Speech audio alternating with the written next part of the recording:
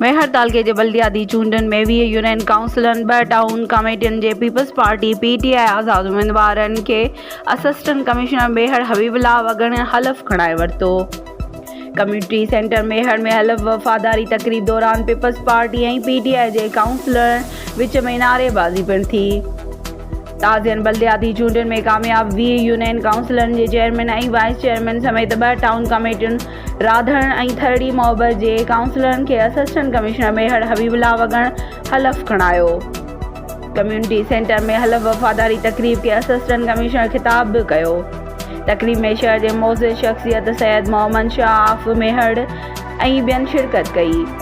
तालुके जे 20 यूनियन काउंसिलरनि जी 120 काउंसिलर ऐं 2 टाउन कमेटियुनि राधण ऐं थरड़ी मोहब्बत जे 18 काउंसिलरनि समेत 138 कामयाब काउंसिलरनि खे असिस्टेंट कमिश्नर मेहर हबीबुल्लाह वगण हलफ़ खणायो।